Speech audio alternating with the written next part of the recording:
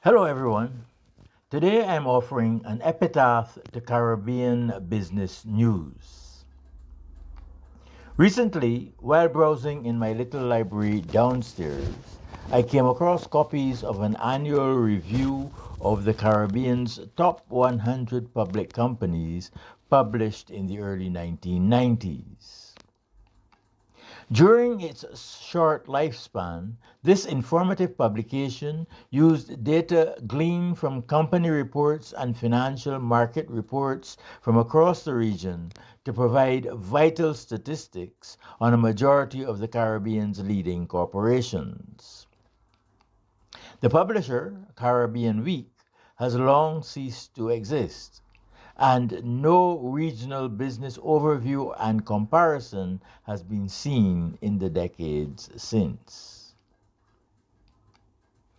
The Caribbean's Top 100 Companies 1993 ranked public companies by number of employees and provided information on total sales, total assets, and main areas of activity of companies in Trinidad and Tobago, Jamaica, Barbados, the Eastern Caribbean Currency Union, the Bahamas, Guyana, Curacao, Belize, and the USVI. The publication also included articles on the stock exchanges and on business activity in individual countries.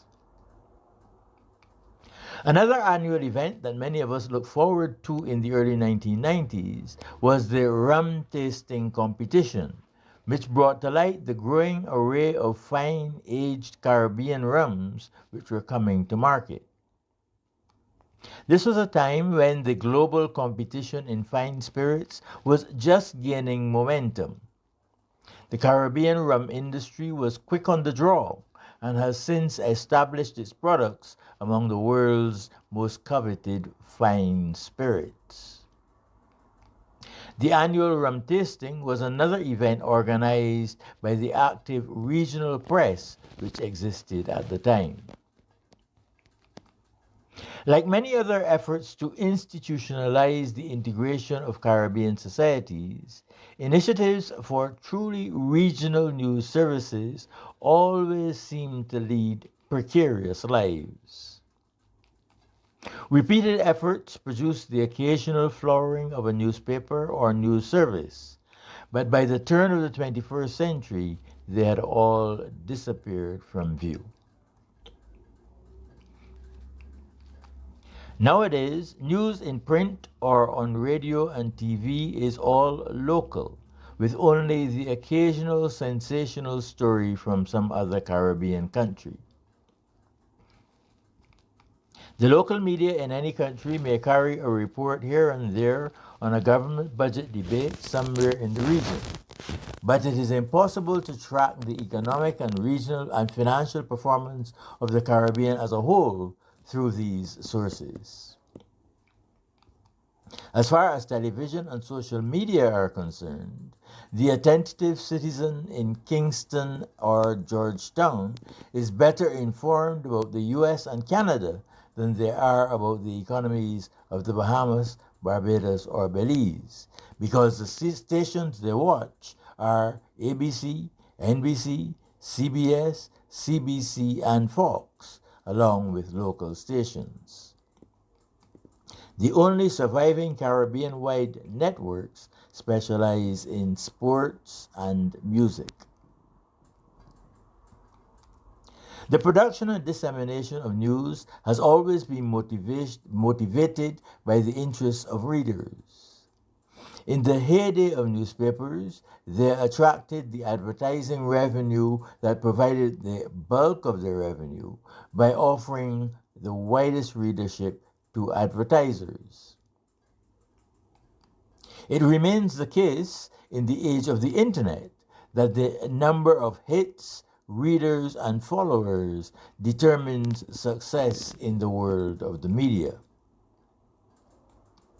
This reality explains why there are no Caribbean wide economic, business, or financial news services that are authoritative and widely read, and that provide the wealth of data and analysis that was available 3 decades ago.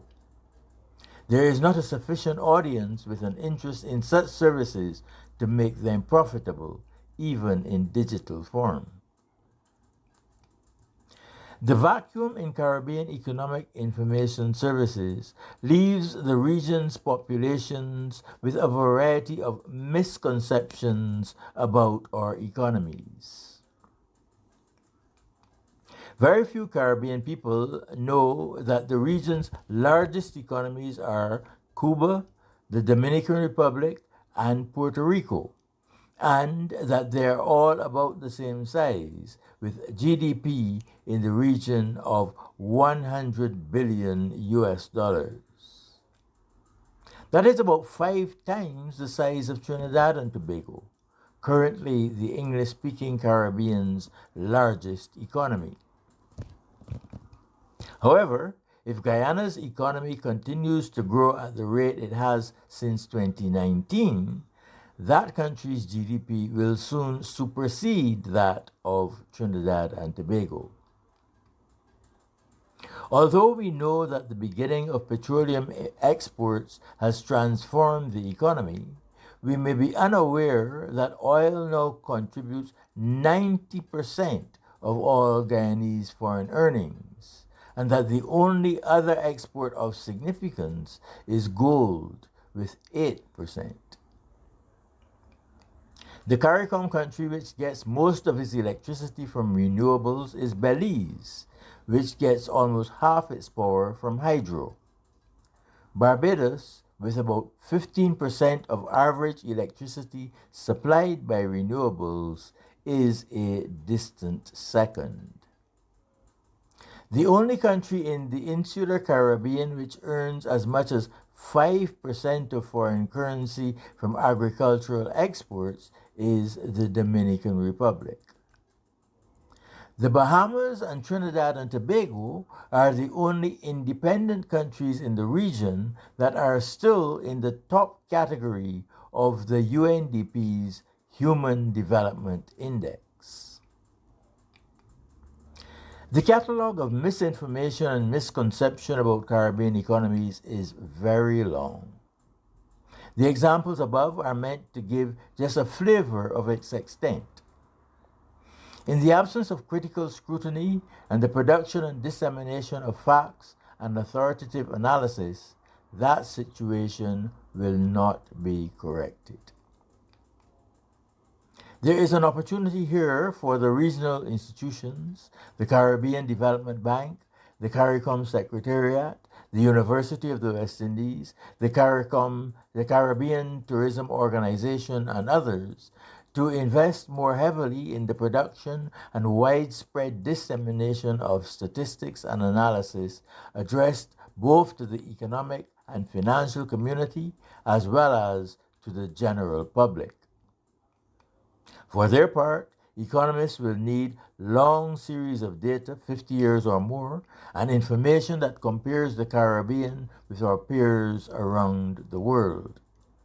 The general public needs to be addressed in short articles, audio and video, and on social media, on topics of current interest. The material should be based on hard data, and the discussion should be authoritative and persuasive. Sound analysis based on statistics and communicated in a clearly reasoned and readily understandable fashion is essential for more effective development policy in the Caribbean. Building this foundation should be made a priority for all regional institutions as the first step in creating a sense of shared purpose among all the people of the region. Thank you and good day.